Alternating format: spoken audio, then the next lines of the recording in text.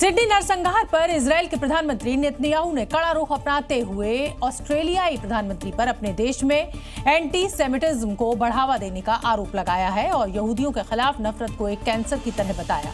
साथ ही उन्होंने आतंकवादियों को खत्म करने की सौगंध भी ली। सिडनी नरसंहार के बाद ये चेतावनी इजरायल के प्रधानमंत्री की है। उन्होंने आतंकवादियों को अल्टीमेटम दिया, लेकिन ऑस्ट्रेलियाई सरकार पर भड़ास निकाली। दरअसल इजरायल ने पहले ही ऑस्ट्रेलिया में यहूदियों के खिलाफ बढ़ रहे आक्रोश पर चेतावनी दी थी, लेकिन कुछ एक्शन नहीं लिया गया। साथ ही इसे कैंसर की तरह बताया। दुनिया में कहीं भी आतंकी हमला हो तो सबसे पहले नाम पाकिस्तान का सामने आता है, क्योंकि सब जानते हैं कि पाकिस्तान में आतंकी फैक्ट्री चलती है। सिडनी में यहूदियों पर हुए अटैक के तार भी आतंकिस्तान से जुड़ते दिख रहे हैं, क्योंकि दोनों हमलावर पाकिस्तान के रहने वाले हैं। 50 साल का साजिद अकरम और 24 साल का नवीद अकरम, ये वही हमलावर है जिन्होंने महज 10 मिनट के अंदर कई राउंड फायरिंग कर 15 से ज्यादा यहूदियों की जान ले ली। साजिद अकरम, जो 1998 में स्टूडेंट वीजा पर ऑस्ट्रेलिया आया, ऑस्ट्रेलियाई महिला से शादी कर पार्टनर वीजा बनवा लिया। साजिद के पास ऑस्ट्रेलिया की नागरिकता न होने पर भी वो सिडनी में रह रहा था।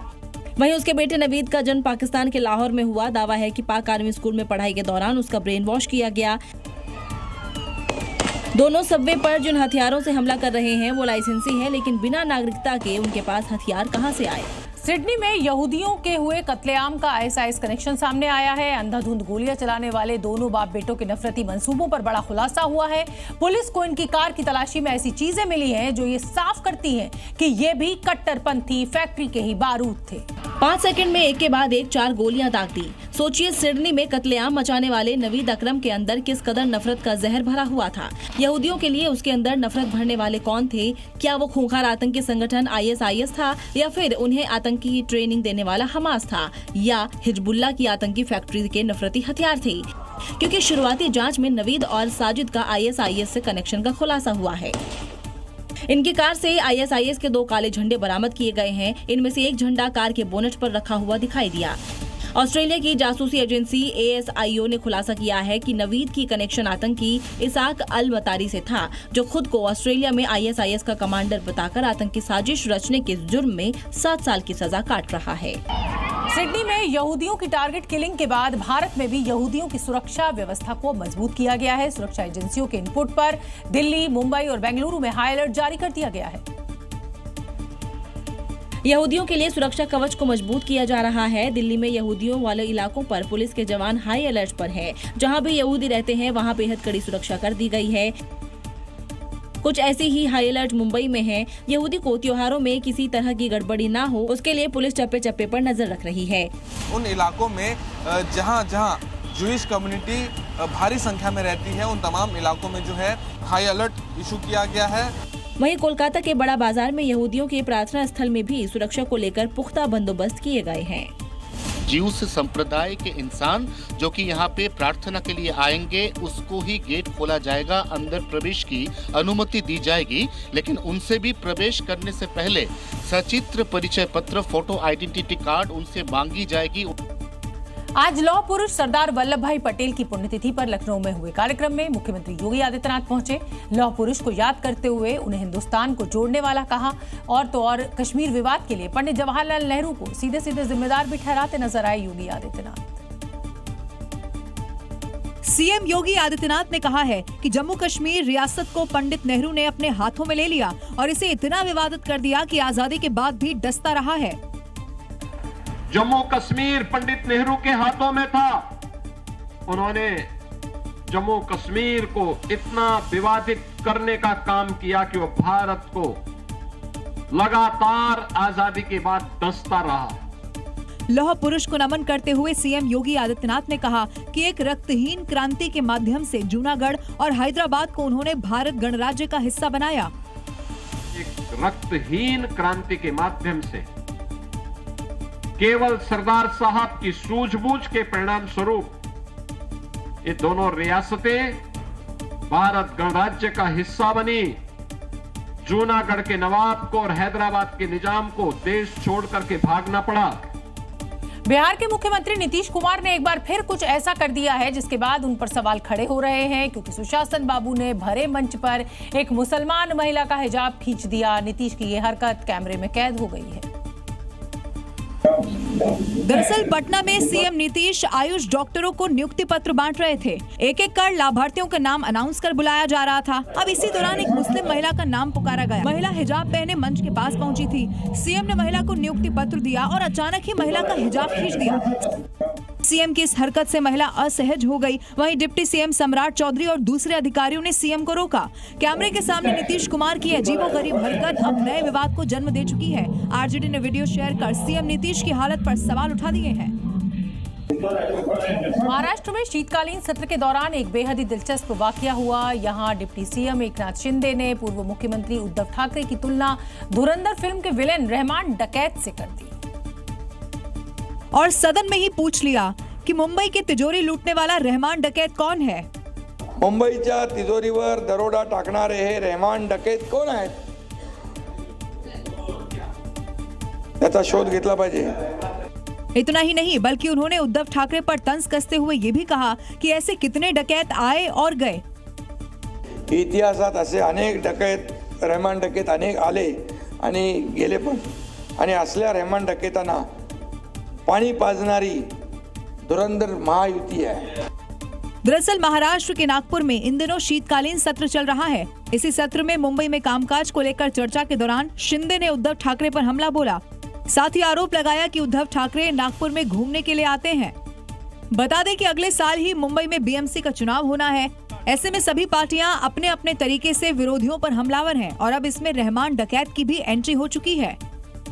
बिहार चुनाव में प्रचंड जीत के बाद नीतीश सरकार में मंत्री बने नितिन नवीन को पता ही नहीं था कि वो बीजेपी आला कमान ने उनके लिए क्या सोच के रखा हुआ है। 14 दिसंबर को उन्हें बीजेपी का राष्ट्रीय कार्यकारी अध्यक्ष चुना गया और आज नितिन का दिल्ली बीजेपी हेडक्वार्टर्स में जोरदार स्वागत भी हुआ। पटना से दिल्ली पहुंचते ही नितिन नवीन का ग्रैंड वेलकम हुआ। कार्यकर्ताओं ने जय श्री राम और भारत माता की जय के नारे लगाए। नए बीजेपी अध्यक्ष की गाड़ी जैसे ही बीजेपी हेडक्वार्टर में एंट्री लेती है वैसे ही उन पर फूलों की बारिश हो जाती है।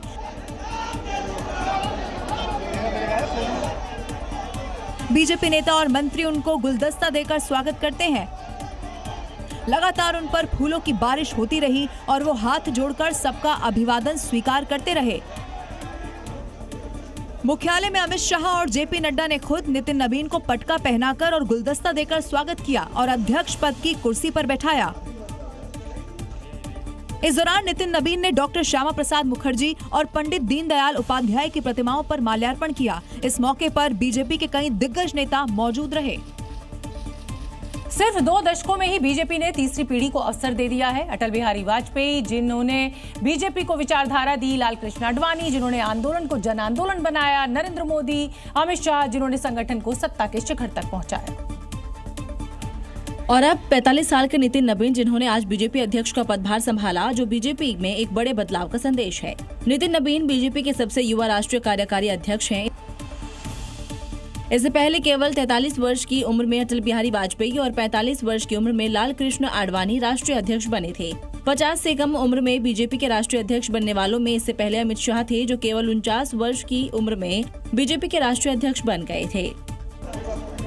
नितिन नवीन को उत्तराधिकारी बनाकर पीएम ने बड़ा मास्टर स्ट्रोक मारा है। ये फैसला महज संगठनात्मक नियुक्ति नहीं बल्कि पीएम मोदी की उस राजनीति की घोषणा है जहां वो बड़ी लकीर खींचते हुए नजर आ रहे हैं। इसको समझिए। युवा नेतृत्व और जनरेशनल शिफ्ट, बंगाल और पूर्वोत्तर दोनों को साधा। 2026 चुनाव पर सीधी नजर, 2029 के चुनाव पर फोकस, कास्ट न्यूट्रल, संघ संगठन की पसंद। बीजेपी संघ संगठन और सरकार तीनों की पसंद के रूप में नितिन नवीन बीजेपी की तीसरी पीढ़ी का नया अध्याय लिखने को तैयार है। और इस समय की बड़ी खबर आपको बता दें, सीमा पर नापाक साजिश बेनकाब हुई है। पाकिस्तान की ड्रोन वाली साजिश ये बेनकाब हुई है।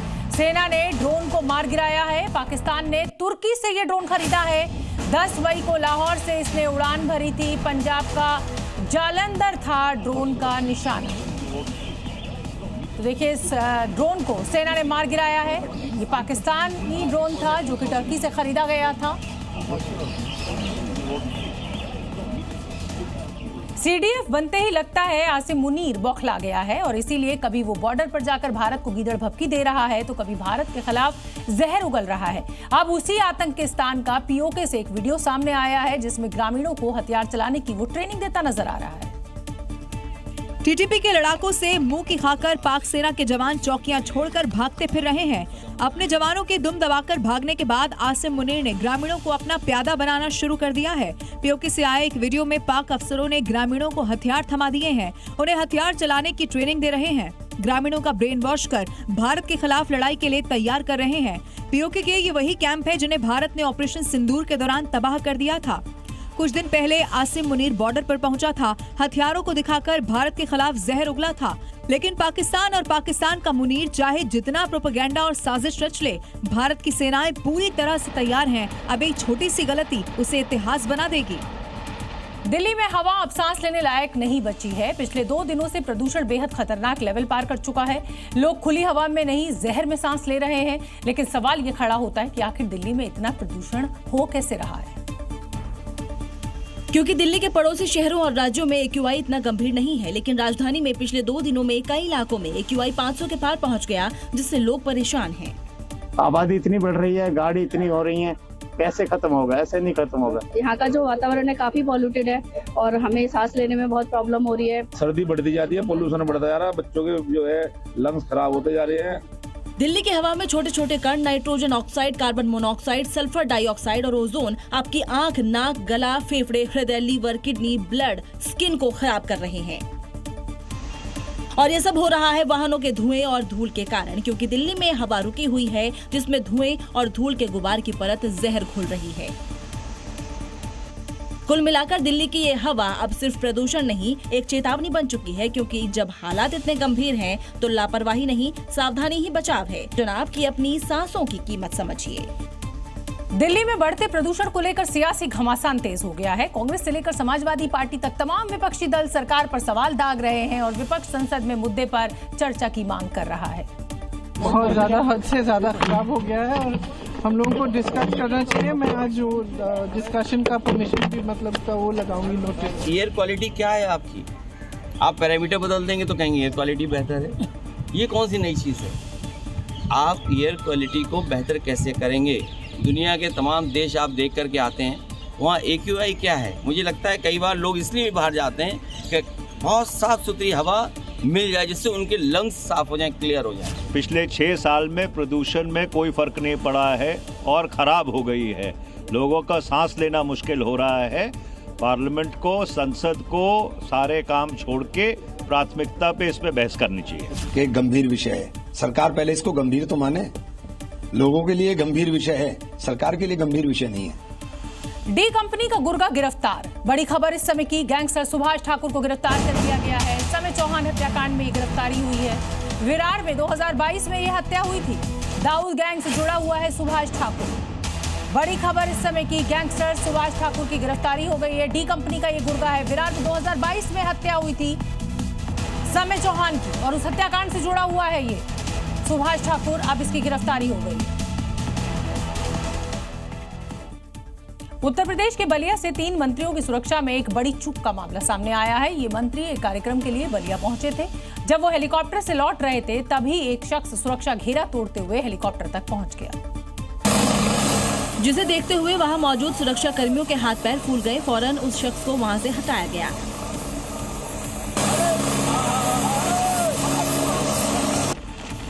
जिसके बाद हेलीकॉप्टर वहां से रवाना हो गया। सुरक्षा घेरा तोड़ते हुए ये शख्स जिस हेलीकॉप्टर के पास पहुंचा था उसमें यूपी के 3 मंत्री सवार थे। हेलीकॉप्टर में पर्यटन और संस्कृति मंत्री जयवीर सिंह, अल्पसंख्यक कल्याण मंत्री दानिश आजाद अंसारी और परिवहन मंत्री दया शंकर सिंह बैठे हुए थे, जो कुश्ती के एक कार्यक्रम में शामिल होकर बलिया से वापस लौट रहे थे। जैसे ही पुलिस लाइन में बने हेलीपैड से हेलीकॉप्टर उड़ान भरने लगा, एक शख्स भागते हुए हेलीकॉप्टर के पास चला गया और हेलीकॉप्टर के अंदर बैठे मंत्रियों से बात करने लगा। वायरल हो रहा ये वीडियो 12 दिसंबर का बताया जा रहा है, जिसने सुरक्षा पर हुई एक बड़ी चूक को सामने रखा है।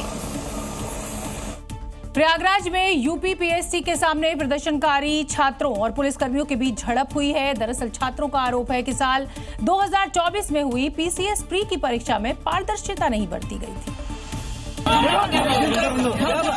वही प्रदर्शन के दौरान अखिलेश यादव नाम का एक छात्र प्रदर्शनकारियों से भिड़ गया, जिसे पुलिस घसीटते हुए अपने साथ ले गई। इस दौरान एक पुलिस वाले ने प्रदर्शनकारी छात्र का बाल पकड़कर रखा था और दूसरे पुलिस वाले ने उसका कॉलर पकड़कर उसे ले जा रही थी। वहीं प्रदर्शनकारी छात्र पुलिस वालों से बचने के लिए कोशिश करता रहा, जिस वजह से पुलिस वालों को काफी मशक्कत करनी पड़ी। जैसे तैसे प्रदर्शनकारी छात्र को पुलिस जीप में बिठाकर थाने ले गई। दरअसल छात्र अपनी मांगों को लेकर यूपीपीएससी के गेट के सामने बैठे थे, जिस वजह से सड़क पर ट्रैफिक जाम की स्थिति बन गई। जाम खुलवाने के लिए पुलिस प्रशासन मौके पर पहुंचा और छात्रों को वहां से हटाने लगा, लेकिन छात्रों ने हटने से मना कर दिया। इस दौरान पुलिस से झड़प हो गई। वहीं इस मामले में अखिलेश यादव ने सोशल मीडिया पर पोस्ट कर योगी सरकार पर हमला बोला। उत्तर प्रदेश के इटावा में पुलिस को उस समय बड़ी कामयाबी मिली जब अवैध हथियार फैक्ट्री का भंडाफोड़ किया गया। यहां से भारी मात्रा में अवैध हथियार बरामद हुए। पुलिस ने यहां से 2 आरोपियों को भी गिरफ्तार किया। 1, 2, 3, 4, 5, 6, 7, 8, 9, 10 अपनी गिनती खत्म हो जाएगी, लेकिन यहाँ रखे अवैध असला का जखीरा खत्म नहीं होगा। इटावा पुलिस ने एकदम फिल्मी कहानी की तरह आरोपियों के बारे में पता लगाया। दरअसल पुलिस अपराधियों की एक लिस्ट बना रही थी। ऐसे में जब एक अपराधी के बारे में पता चला तो पुलिस भी हैरान रह गई, क्योंकि अपराधी अब चोरी का धंधा छोड़ अवैध हथियारों की सप्लाई में लगा हुआ था। इन लोगों ने प्लान किया और इन्हें लगा कि अगर हम शस्त्रों की तस्करी करेंगे और अवैध शस्त्र बेचेंगे तो काफी कम लागत पे इनको भारी धनराशि बरामद मिल रही थी। उसी आधार पर इन लोगों ने इस प्लानिंग को किया। वही सूचना पर जब पुलिस पहुंची तो मुठभेड़ के दौरान दोनों के पैर में गोली लग गई। कब से कर रहे थे काम? पहली बार किया। अब आगे से ऐसा करोगे? क्या आखिर क्या मनसा क्या आई थी मन में? लालच में आ गया था। मध्य प्रदेश के सतना में मानवता को शर्मसार करने वाली घटना सामने आई है। जिला अस्पताल में लोग इलाज के लिए आते हैं, लेकिन वहां महिला से एम्बुलेंस धुलवाई जा रही थी और इसका वीडियो अब सोशल मीडिया पर खूब वायरल हो रहा है। जहां एक महिला एम्बुलेंस को धुलती नजर आ रही है। जब उनसे पूछा गया कि ऐसा क्यों कर रही है तो कहा ड्राइवर ने बोला है। ये कौन बोला आपको धुलने को? कौन गाड़ी वाले? कहाँ है? कहाँ गाड़ी वाले? बुलाओ बुलाओ बुलाओ गाड़ी वालों बुलाओ। एम्बुलेंस ड्राइवर ने महिला को गाड़ी धोने के लिए बोलकर वहां से फरार हो गया। महिला पानी से एम्बुलेंस को धुलती नजर आई। तो गाड़ी धोने कौन बोला? ड्राइवर बोला है। दरअसल गांव के ही एक अस्पताल से मरीज को जिला अस्पताल शिफ्ट किया गया था। मरीज के साथ एक महिला भी थी। वहीं एम्बुलेंस से लाते वक्त मरीज के उल्टी के छींटे एम्बुलेंस की खिड़की पर पड़ी, जिसके बाद वहां पहुंचने पर ड्राइवर ने महिला एम्बुलेंस धुलवाई। अजीब स्थिति है। जिला अस्पताल में मरीज की वजह से परिजन पहले ही परेशान रहते हैं। ऊपर से ऐसी तस्वीर देखकर लगता है कि अस्पताल के बाहर ही मानवता मर गई है। उत्तर प्रदेश में सुशासन कायम रखना है तो अपराधियों पर एक्शन लेना होगा और मुख्यमंत्री योगी आदित्यनाथ ने तो इसके लिए सौगंध खा ली है। चाहे व्यापारी हो या बेटियां, कोई भी प्रदेश में असुरक्षित महसूस नहीं करेगा, क्योंकि यहां अगर अपराध करोगे तो फिर लंगड़े कर दिए जाओगे। पहले चौराहे पर इससे पहले कि कुछ हो तब तक राम नाम सत्य है की बात सामने आ जाएगी। और इसी वार्निंग को ध्यान में रखकर योगी फोर्स काम कर रही है। संभल में चेकिंग के दौरान 50,000 के इनामी बदमाश से मुठभेड़ हुई। कई मामलों में वांटेड इमरान भूल गया था कि अगर एक चौराहे से बच गया तो अगले चौराहे पर यमराज मिलेंगे। हुआ भी ठीक वैसा ही। मुठभेड़ के दौरान घायल होने के बाद अब वो अस्पताल में पड़ा हुआ है। इसे रोकने का प्रयास किया तो इसने मोटरसाइकिल कच्चे रास्ते को मोड़ दी और मोटरसाइकिल को गिरा के पुलिस पे जानलेवा फायर किए। आत्मरक्षार्थ जो पुलिस के द्वारा फायर किए गए उसमें इसके पैर में गोली लगी। मेरठ में 2 पशु तस्कर ऑपरेशन लंगड़ा के तहत अरेस्ट हुए हैं। आसिफ और रमजान से अवैध तमंचा और कारतूस भी जब्त हुए हैं। पीतल वाला ट्रीटमेंट में आसिफ के पैर में गोली लगी है। उत्तर प्रदेश के सहारनपुर में पुलिस ने अंधे कत्ल की गुत्थी सुलझा ली है। 7 दिसंबर को एक महिला की लाश मिली थी। केस सुलझाने के लिए एसआईटी का गठन किया गया था और 7 दिनों के अंदर गुनहगार पुलिस के हत्थे चढ़ गया। महिला की हत्या करने वाला उसका प्रेमी ही निकला। दरअसल महिला अपने पति को छोड़कर बिलाल नाम के एक शख्स के साथ रह रही थी। महिला ने जब बिलाल पर शादी का दबाव बनाया तो दोनों में झगड़ा हो गया और गुस्से में आकर बिलाल ने महिला की हत्या कर दी। आरोपी ने महिला का गला काटकर शव को हरियाणा के यमुनानगर में फेंक दिया था, जिसके बाद से पुलिस मामले को सुलझाने में जुटी थी। इसके लिए एसआईटी से लेकर सीआईए की टीम जुटी थी। ये युवती चाह रही थी कि ये युवक उससे शादी करे, लेकिन युवक के परिवार ने उसकी शादी कहीं और तय कर दी और आज इसकी शादी भी होनी थी। आरोपी ने अपना गुनाह कबूल लिया है। महिला ने अपनी जान गंवा दी है। इस प्यार के भूत ने एक बार फिर 3 परिवारों को तबाह कर दिया है।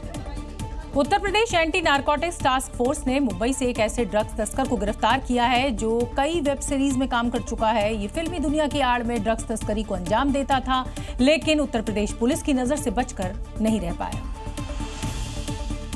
ड्रग्स तस्कर मान सिंह ऐसी तस्वीरों का झूठा मायाजाल फैलाकर माया नगरी कही जाने वाली मुंबई से यूपी में ड्रग्स तस्करी को अंजाम देता है। मान सिंह कई बार आगरा में ड्रग्स की तस्करी को अंजाम दे चुका है, जिसके बाद से यूपी नारकोटिक्स टास्क फोर्स की रडार पर था। जैसे ही टास्क फोर्स को इसकी लोकेशन मिली, फौरन एक्शन लेते हुए मुंबई से गिरफ्तार कर लिया। मान सिंह दिल्ली के राजौरी गार्डन का रहने वाला है, मुंबई के मालवनी में रह रहा था। फैमिली मैन समेत कई वेब सीरीज में काम कर चुका है। मुंबई में ड्रग्स तस्करों के संपर्क में आया, फिर फिल्मों की आड़ में नशा तस्करी करने लगा। लंबे समय से नारकोटिक्स टास्क फोर्स इसकी तलाश में जुटी हुई थी। अब ड्रग्स तस्कर मान सिंह से पूछताछ कर यूपी नारकोटिक्स टास्क फोर्स इसके नेटवर्क की तलाश कर रही है। उत्तर प्रदेश से लेकर हरियाणा तक घने कोहरे के कारण विजिबिलिटी इतनी कम हो गई कि इसका सीधा असर एक्सप्रेसवे और हाईवे पर देखने को मिला। यहाँ एक के बाद एक सड़क हादसे सामने आ रहे हैं। हादसे में कई लोग घायल हुए हैं। गाड़ियों के टकराने के कारण सड़कों पर गाड़ियों की लंबी कतारें भी देखने को मिली। 4 शहरों की तस्वीरें हैं जहां कोहरे ने जमकर कहर बरपाया है। कोहरे की शुरुआत के साथ ही कई एक्सप्रेसवे और हाईवे पर खूनी मंजर देखा गया। घने कोहरे के कारण ईस्टर्न पेरिफेरल एक्सप्रेसवे पर एक के बाद एक कई गाड़ियां आपस में टकरा गई। ट्रक और कार सब बुरी तरह चकनाचूर हो गए। कुछ ट्रक पर आलू लदे थे। हादसे के बाद ट्रकों से आलू सड़क पर बिखर गए। ये दिल्ली मुंबई एक्सप्रेसवे की तस्वीर है। एक तेज रफ्तार कार आगे चल रहे कंटेनर में घुस गई। टक्कर इतनी भयंकर है कि गाड़ी के परखच्चे उड़ गए। हापुड़ में कोहरे के चलते दिल्ली लखनऊ हाईवे पर कई गाड़ियां आपस में भिड़ गई। इस हादसे में 4 लोग घायल हुए हैं। घने कोहरे ने नोएडा और ग्रेटर नोएडा की सड़कों पर खतरा बढ़ा दिया है। लगातार हो रहे हादसों के बाद अब कमिश्नरेट पुलिस खुद सड़क पर उतर आई है और सुरक्षित ड्राइविंग की सलाह दे रही है। सड़कों पर घने कोहरे के बीच पुलिस ने सतर्कता बढ़ा दी है। ग्रेटर नोएडा के दादरी इलाके में पुलिस लगातार गश्त कर रही है और वाहनों को सुरक्षित ड्राइविंग के लिए जागरूक कर रही है। कृपया धीमे चलें, स्लीपर का प्रयोग करें, विपरीत दिशा में चलने की कोशिश न करें, सुरक्षित घर पहुंचे। पुलिस की अपील इसलिए है ताकि किसी भी तरह की दुर्घटना से बचा जा सके। इसीलिए कोहरे में धीरे ड्राइव करें, लो बीम हेडलाइट का इस्तेमाल करें, फॉग लैंप का इस्तेमाल करें, लैंडमार्क्स पर भरोसा करें, दूसरी कारों से दूरी रखें, एकदम से ब्रेक ना लगाएं और ओवरटेक करने से बचें। दरअसल पिछले 2 दिनों में घने कोहरे के कारण ईस्टर्न पेरिफेरल एक्सप्रेसवे पर वाहन आपस में टकरा गए थे। इन्हीं हादसों को देखते हुए पुलिस ने सड़क सुरक्षा को लेकर सख्ती बढ़ा दी है, क्योंकि कोहरे में दिखता कम है और खतरा ज्यादा होता है। इसलिए रफ्तार कम रखें और नियमों का पालन करें। आगरा, जिसे पूरी दुनिया ताज नगरी के नाम से जानती है, रोजाना ये हजारों पर्यटकों को अपनी ओर आकर्षित करता है। लेकिन अगर आपको पता चले कि ताजमहल गायब हो गया है तो क्या आप यकीन करेंगे? अगर नहीं तो फिर ये देखिए आप। ये तस्वीर देख रहे हैं आप। कौन कह सकता है कि यहाँ 42 एकड़ में फैला ताजमहल है जो पूरी तरह से गायब हो चुका है। यहाँ आने वाले पर्यटकों को ये अद्भुत नजारा दिखा, मानो ताजमहल गायब हो गया हो। ताजमहल की खूबसूरती निहारने देश विदेश से सैलानी यहाँ पहुँचते हैं, लेकिन सोमवार की सुबह ताजमहल का दीदार करने पहुँचे पर्यटकों के होश उड़ गए जब उन्हें ताजमहल नजर ही नहीं आया। आगरा आने में तो कुछ भी नहीं दिखाई दिया, आने का इधर वेस्ट हो गया हमका, सिर्फ फॉग। दरअसल घने कोहरे की चादर ने ताजमहल को पूरी तरह से ढक लिया था। सूरज की पहली किरणों में ताज देखने का सपना लेकर आए पर्यटकों का सपना अधूरा ही रह गया। वो केवल दीवार का ही दीदार कर पाए। क्या ताजमहल देखने आए थे आप? हाँ, चाहते हैं। क्या ताज का दीदार हुआ आपको? नहीं हुआ, फॉग बहुत है। फॉग बहुत है? बाहर का गेट उतना ही दिखा। घने कोहरे के कारण पर्यटक ताज के साए में फोटोग्राफी भी नहीं कर सके। वहीं पर्यटकों का कहना है कि यहाँ आना बेकार हो गया। दिल्ली एनसीआर में ठंड बढ़ गई है। नोएडा में कोहरा इतना ज्यादा है कि शिमला जैसी फीलिंग आ रही है। हालांकि पोल्यूशन बहुत ज्यादा है, इसलिए शिमला जैसी साफ हवा तो नहीं मिल पा रही है। हाई राइज इमारतों से जमीन तक नहीं दिखाई दे रही है। खिड़कियों से देखने पर लग रहा है कि कोहरा घर के भीतर घुस रहा है। ये तो स्वर्ग है। अरे नहीं, ये एक हाई राइज अपार्टमेंट से रिकॉर्ड किया गया वीडियो है। घने कोहरे की वजह से ऊंची ऊंची इमारतें नजर नहीं आ रही। सामने जो नजारा दिख रहा है वो हैरान करने वाला है। यहाँ ऊंचाई से देखने से नीचे कुछ भी नजर नहीं आ रहा। कोहरे के कारण ऐसा लग रहा है मानो इमारतें बादलों के बीच छिप गई हैं। सोशल मीडिया पर जो भी इस वीडियो को देख रहा है वो यही कह रहा है कि ये तो स्वर्ग जैसा फील दे रहा है। जहां एक तरफ हिंदुस्तान कोहरे का टॉर्चर सह रहा है, उधर पड़ोसी मुल्क पाकिस्तान में भी कोहरे ने गदर मचा रखा है। पाकिस्तान के कई शहरों में घना कोहरा है और इसके चलते भीषण हादसे भी हो रहे हैं। इसका एक वीडियो सोशल मीडिया पर सामने आया है। कोहरा इतना घना है कि विजिबिलिटी बिल्कुल जीरो है। इसकी वजह से एक के बाद एक कई गाड़ियों में टक्कर हो गई। लोग चिल्लाते हुए आ रही गाड़ियों को रुकने के लिए कह रहे हैं, लेकिन हाईवे पर गाड़ियों की रफ्तार इतनी तेज है कि ब्रेक लगाने से पहले ही टक्कर हो जा रही है। कोहरे के चलते हादसे का ये लाइव वीडियो लाहौर के मुल्तान रोड का है, जहाँ देखते ही देखते कई गाड़ियाँ हादसे का शिकार हो गयी। हाईवे पर हुए हादसे से चारों तरफ अफरा तफरी का माहौल हो गया। क्षतिग्रस्त गाड़ियों से लोग निकलकर अपनी जान बचाते हुए नजर आ रहे हैं। हैरानी की बात तो ये है कि मदद करने के बजाय वहां लोग मोबाइल से गाड़ियों की टक्कर को रिकॉर्ड करते हुए नजर आ रहे हैं। राजस्थान के झुंझुनू में पुलिस ने फिल्मी स्टाइल में रेड डाली है। 2 दिन पहले हुए गैंग वॉर के बाद पुलिस ने दोनों गैंग्स के खिलाफ ऑपरेशन शुरू किया और उसी के तहत फिल्मी स्टाइल में रियल छापेमारी करवाई। 7 गाड़ियों का काफिला, 50 से ज्यादा पुलिसकर्मी, हथियारों से लैस जवान, आसमान से ड्रोन के जरिए निगरानी। झुंझुनू पुलिस की ये रेड देखकर लोग इसे फिल्म की शूटिंग समझेंगे, लेकिन ये हकीकत में हुई है। गाड़ियों में पुलिसकर्मी आलीशान कोठी के बाहर पहुंचते हैं। हथियारों से लैस जवान कोठी को चारों तरफ से घेर लेते हैं। पुलिसकर्मी कोठी के अंदर घुसते हैं और सर्च ऑपरेशन शुरू कर देते हैं। पूरी कार्रवाई की न सिर्फ ड्रोन के जरिए निगरानी रखी गई, बल्कि मोबाइल से भी हर चीज की रिकॉर्डिंग की गई ताकि सबूत जुटाया जा सके। छत पर भी पुलिसकर्मी हाथों में हथियार लिए नजर रखते दिखे।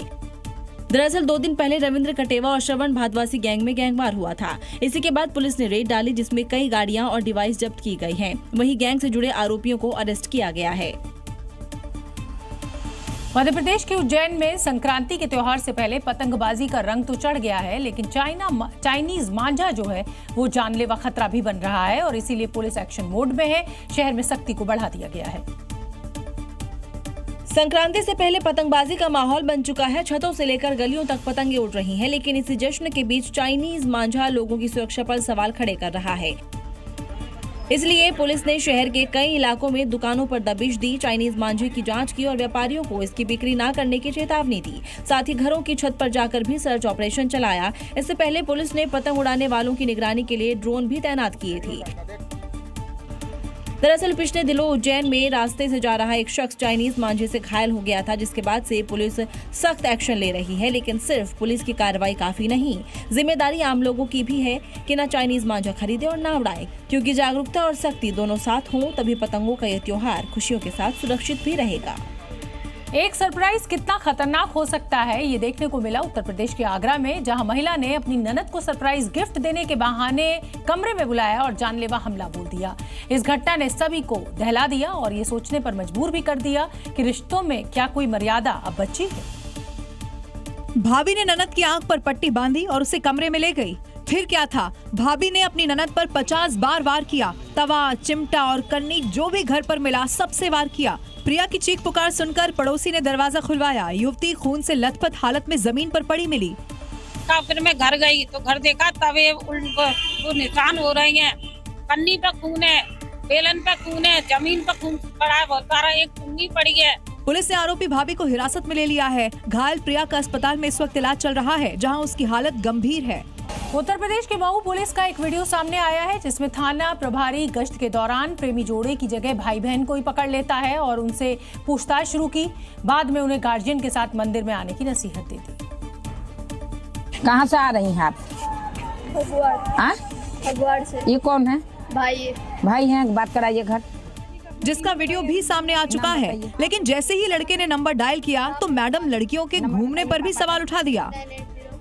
अकेले क्यों छोड़ते हैं? घूम रही हैं यहाँ पर पार्क में, शीतला माता मंदिर में घूम रही हैं, क्यों लड़कियाँ को छोड़ देते हैं अकेले? वहीं इस दौरान उन्होंने लड़कियों के भाई का नाम लेकर घर वालों को डांटना शुरू कर दिया। क्या नाम है? कोई लड़का है, क्या नाम है? उमेश पाल। कौन आपके लगते हैं? लड़का है तो गार्जियन भी कोई होना चाहिए। गुड़िया पाल कौन है आपकी? लड़की है तो कम से कम गार्जियन भी होना चाहिए ना। लड़की है। वहीं तो कम अब से इस कम वीडियो पर गार्जियन भी सोशल होना मीडिया चाहिए पर ना। यूजर्स अकेले भड़क गए मत हैं, पूरा करे। पूछ रहे हैं कि कहीं जाना हो तो अब क्या थाने से परमिशन लेनी होगी। अगली बड़ी खबर आपको बता दें, इंदौर में एक दुकान पर हमला हुआ है। दुकान पर पेट्रोल बम फेंका गया है। पान की दुकान पर ये पेट्रोल बम फेंका है। दुकान में भीषण आग लग गई है। दुकानदार को जान से मारने की धमकी भी दी। सोशल मीडिया वायरल हो जाओगे तो दुकान पर ये पेट्रोल बम फेंका गया है। आग लग गई है। इसके बाद ये देखिए, अपने घर के बाहर भी साफ सफाई रखना हमारी जिम्मेदारी है, लेकिन फिर भी कुछ लोग गंदी आदतों से बाज नहीं आते और सड़कों पर ही कूड़ा फेंक देते हैं। ऐसे ही लोगों का इलाज करने के लिए देहरादून नगर निगम ने खास तरीका अपनाया है। देहरादून में सड़कों पर कूड़ा फेंकने वालों पर ड्रोन नजर रख रहा है। अब ड्रोन की मॉनिटरिंग का ये वीडियो देखिए। एक शख्स ने जैसे ही सड़क पर कूड़ा फेंका, ड्रोन ने उसकी ये करतूत कैद कर ली और इस वीडियो के आधार पर नगर निगम फौरन एक्शन लेते हुए उस जगह पहुंची और कूड़ा फेंकने वाले शख्स पर नियम के तहत चालान की कार्रवाई की। अब इन दो तस्वीरों को पूरे ध्यान से समझिए। सब्जी के ठेले वाले ने सड़क पर कूड़ा फेंकने की गलती की, ड्रोन ने गलती पकड़ी, नगर निगम को बताई और फिर निगम के अधिकारियों ने गलती पर जुर्माना लगा दिया। नगर निगम ने बताया कि इस पायलट प्रोजेक्ट के तहत स्वच्छता अभियान को हाईटेक बनाने के लिए ड्रोन का इस्तेमाल किया जा रहा है। कई इलाकों में ड्रोन मॉनिटरिंग सिस्टम तैयार किया गया है, यानी कि अब सार्वजनिक जगहों पर गंदगी फैलाने वाले नगर निगम की तीसरी आंख के रडार पर है। श्रीनगर लेह नेशनल हाईवे से खतरनाक हादसे की तस्वीरें सामने आई हैं। यहां द्रास के पंड्रास इलाके में एक तेल टैंकर फिसलकर गहरी खाई में जा गिरा। पूरी की पूरी घटना का सीसीटीवी फुटेज सामने आया है। ये तेल से भरा एक टैंकर बर्फीली सड़क पर फिसल गया और देखते ही देखते गहरी खाई में जा गिरा। देखिए कैसे तेज रफ्तार ऑयल टैंकर अनियंत्रित हुआ और रोड साइड रेलिंग तोड़ते हुए नदी में जा गिरा। हादसे के बाद ड्राइवर को रेस्क्यू कर अस्पताल में भर्ती कराया गया। हादसे के बाद प्रशासन ने ड्राइवरों को चेतावनी जारी की है कि बर्फ जमने से सड़कें बेहद फिसलन भरी हो जाती हैं, इसीलिए इस दौरान खास सतर्कता बरतने की जरूरत है। यानी कि बर्फीली सड़कों पर रफ्तार नहीं, सावधानी ही सहारा है। संभल में एक जिंदा इंसान के धोखे से मृत सर्टिफिकेट बनाने का मामला अब सुर्खियों में आया है। संभल के रहने वाले एक शख्स का दावा था कि जमीन हड़पने के लिए उसकी पत्नी ने ये साजिश रची, लेकिन जब प्रशासन ने जांच की तो गंगा उल्टी बहती दिखी। हाथों में मैं जिंदा हूँ साहब का कागज लेकर सरकारी दफ्तरों का चक्कर काट रहा है ये तेजपाल सिंह है, जो आरोप लगा रहा है कि उसे सरकारी दस्तावेजों में मरा हुआ घोषित कर दिया गया है और ये करवाने वाला कोई और नहीं बल्कि उसकी पत्नी है, जिसने 12 बीघा की जमीन हड़पने के लिए ब्लॉक कर्मियों से मिलीभगत कर उसका डेथ सर्टिफिकेट बना दिया। रिपोर्ट बनवाया गया तो बीओ ने कह रहे तुम तो मर गए, तो तुम्हारा मृत्यु प्रमाण पत्र बना सेक्रेटरी ने बताया मुझे। तेजपाल के आरोप गंभीर थे, सरकारी तंत्र को सवालों के कटघरे में खड़ा कर रहे थे। ऐसे में फौरन मामले की जांच की गई, लेकिन जांच में जो खुलासा हुआ वो हैरान करने वाला था। एसडीएम आशुतोष तिवारी ने बताया कि तेजपाल मानसिक तौर पर अस्वस्थ और नशे का आदी है और झूठी शिकायत कर लोगों को गुमराह कर रहा था। तो गाँव वासियों ने भी बताया कि काफी समय से वो गाँव में निवास नहीं कर रहा है और बेवजह झूठी शिकायत करता है और जब भी कोई जांच अधिकारी वहाँ पे जाता है तो स्वयं वहाँ पे उपस्थित नहीं रहता है। उत्तर प्रदेश में बहराइच में सड़क किनारे खड़ी एक गाड़ी में अचानक आग लग गई। मौके पर अफरा तफरी फैल गई। कुछ ही पलों में ये कार आग के गोले में तब्दील हो गई। बस गनीमत ये रही कि ड्राइवर ने समय रहते बाहर वो निकल आया और उसने अपनी जान बचा ली। ये जूते और चप्पल से भरी वैन है जिसमें अचानक से ही आग लग गई। देखते ही देखते गाड़ी पूरी तरह से जलकर खाक हो गई। गाड़ी का मालिक वक्त रहते सुरक्षित बाहर निकल गया और उसकी आंखों के सामने सब कुछ जलकर राख हो गया। फायर कर्मियों के पहुंचने से पहले ही पूरा का पूरा वाहन जल चुका था। जांच में आग लगने का कारण शॉर्ट सर्किट बताया जा रहा है। बिहार के मधुबनी में चोरों का चोरी करने का एक अंदाज बिल्कुल अलग और अनोखा है। शातिर चोरों ने एक मोबाइल दुकान पर पहुंचे बिना ही, शटर तोड़े बिना ही 40 लाख के मोबाइल साफ कर दिए। इस घटना ने पुलिस और आम लोगों को हैरान कर दिया। चोर कितने शातिर हो सकते हैं, इन तस्वीरों को देखकर अंदाजा लगाया जा सकता है। यहाँ चोरों ने कोई शटर नहीं काटा, न कोई ताला तोड़ा, बल्कि दीवार काटकर चोरी को अंजाम दिया है। चोर करीब 40 लाख के मोबाइल और 1 लाख नकदी पर हाथ साफ कर गए। दुकान के अंदर तस्वीरें आप देख सकते हैं। सारा सामान बिखरा हुआ, गल्ला भी गायब है। सूचना पर पहुंची पुलिस और एफएसएल टीम और आईटी टीम जांच में जुट गई है। इस समय की बड़ी खबर बता दें, दिल्ली में 5वीं तक के स्कूल्स ऑनलाइन होंगे। नर्सरी से 5वीं तक की क्लासेस ऑनलाइन होंगी। ऑफलाइन क्लासेस पर रोक के आदेश हैं। बढ़ते पोल्यूशन को लेकर छोटे बच्चों को देखते हुए ये बड़ा फैसला लिया गया है। यानी अब स्कूल नहीं जाएंगे, नर्सरी से 5वीं के बच्चे घर में बैठकर ही ऑनलाइन क्लास वो करेंगे। तो ये थी खबरें 7 बजे की। कल फिर होगी बात पतेगी। नमस्कार।